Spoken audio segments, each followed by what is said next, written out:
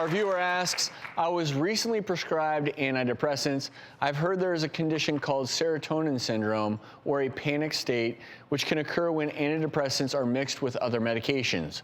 What should I look out for? Well, we're now joined by board-certified psychiatrist, our friend Dr. Domenick Sportelli, who's joining us via Skype from New Jersey. And Dr. Sportelli, I'm not sure we've ever discussed serotonin syndrome. Luckily, it's somewhat rare, but very important for people to be aware of. Tell us about it. So first and foremost, I think we need to look at what is serotonin. Serotonin is a neurotransmitter. It's a brain chemical that we link to feeling good and having a positive mood. And that's how antidepressants were developed. When you take an antidepressant, it increases that serotonin in your brain, in your central nervous system.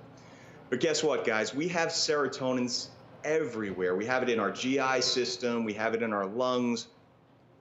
If we take anything with that antidepressant that could potentially increase serotonin in the body, you can get a high body temperature with fever. You can get confused state, which is called delirium. You can have muscle spasm, and if it's bad enough, unfortunately, even death. And the number one reason people end up with serotonin syndrome is not because they're taking too much of their antidepressant, which could also cause it, but it's because they're taking something else that they didn't know interacted with their antidepressant. And there are a few that we really need to look out for. There are medicines over the counter, like cough medicines that have dextromethorphan, that can cause serotonin syndrome when combined with an SSRI or an antidepressant.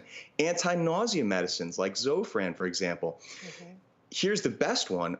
There are herbal supplements that can cause this too, like St. John's wort, for example, that will also increase serotonin.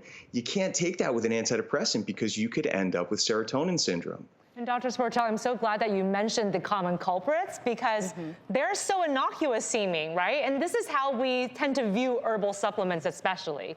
You know, these statements are generally not evaluated by the FDA, and you actually don't know exactly what's in them, but they feel safe because they're supplements. And so I've seen patients who come with a list of 10 to 15 supplements they take a day, and they're also prescribed with psychotropic medications. And I've seen where people don't tell their doctors they're taking 10 or 15 supplements a day, so it also underlines the fact that you should tell your doctor about all of your medication, even if it's over the counter or an herbal supplement or something like that.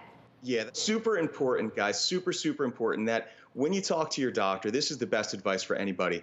Just make sure that they're aware of everything you're taking, and that includes vitamins, over-the-counter, and herbal supplements. And luckily, serotonin syndrome is relatively rare, but nothing is ever normal about having delirium with fever, confusion. If that occurs, you got to get to the ER immediately. And then on top of that, we always talk about the importance of history. If the person you're going with is having delirium, you got to go have a list of every single medication they take, because it's not as though someone rolls in and you say, oh, that's serotonin syndrome. It requires a very careful history, figuring it out, a little detective work. But just know that delirium, fever, 911, go to the ER. Dr. Sportelli, you are always so spot on with your analysis. Thank you, sir. That's why always have a list. Keep it in your purse, keep it in your wallet of every single medication and over-the-counter treatment that you take. That will come in handy someday.